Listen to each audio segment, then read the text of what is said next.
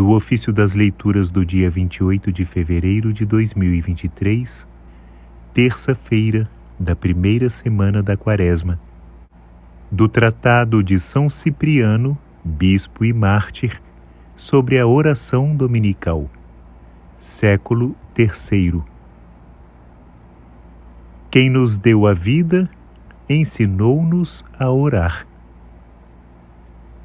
Os preceitos evangélicos, irmãos caríssimos, outra coisa não são que ensinamentos divinos, fundamentos para edificar a esperança, alicerces para consolidar a fé, alimento para revigorar o coração, leme para dirigir o caminho, refúgio para garantir a salvação.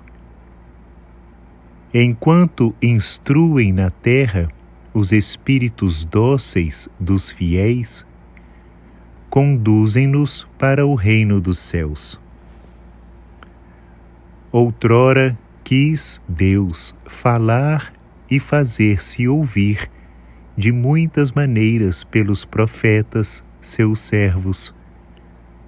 Mas muito mais sublime é o que nos diz o Filho, a palavra de Deus, que já estava presente nos profetas e agora dá testemunho pela sua própria voz.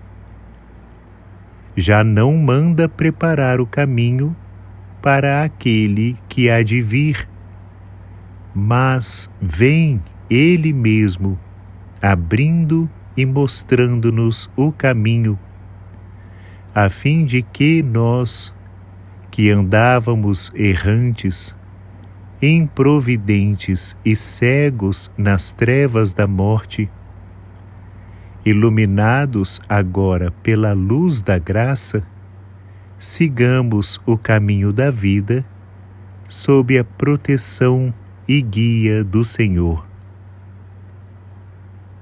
Entre outros ensinamentos e preceitos divinos, com que orienta o seu povo para a salvação, ensinou-nos também o Senhor o modo de orar, e Ele mesmo nos instruiu e aconselhou sobre o que havemos de pedir na oração.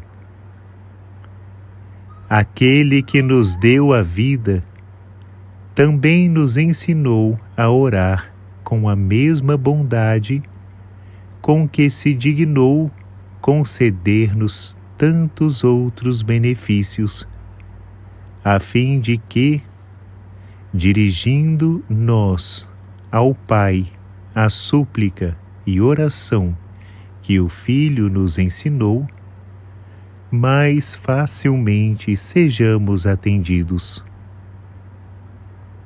O Senhor tinha já anunciado que ia chegar a hora em que os verdadeiros adoradores haviam de adorar o Pai em espírito e verdade, e cumpriu o que prometeu. De fato, tendo nós recebido da sua graça santificadora o Espírito e a verdade, podemos adorar a Deus verdadeira e espiritualmente, segundo os seus ensinamentos. Poderá haver oração mais espiritual do que aquela que nos foi dada por Cristo, se foi Ele que nos enviou também o Espírito Santo? E que oração poderá ser, aos olhos do Pai, mais verdadeira do que aquela que saiu dos lábios do próprio Filho, que é a verdade?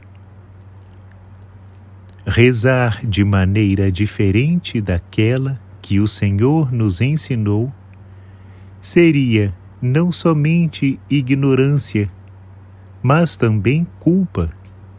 como ele próprio advertiu, dizendo: desprezais o mandamento de Deus para seguir a vossa tradição.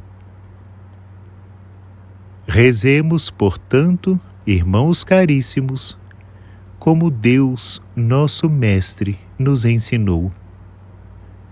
A oração agradável e querida por Deus é a que rezamos com as suas próprias palavras, fazendo subir aos seus ouvidos a oração de Cristo. Reconheça o Pai as palavras de seu Filho quando fazemos oração. Aquele que habita interiormente no nosso coração esteja também na nossa voz. E, uma vez que o temos como advogado pelos nossos pecados junto do Pai, usemos as palavras do nosso advogado quando, como pecadores, suplicamos pelas nossas iniquidades.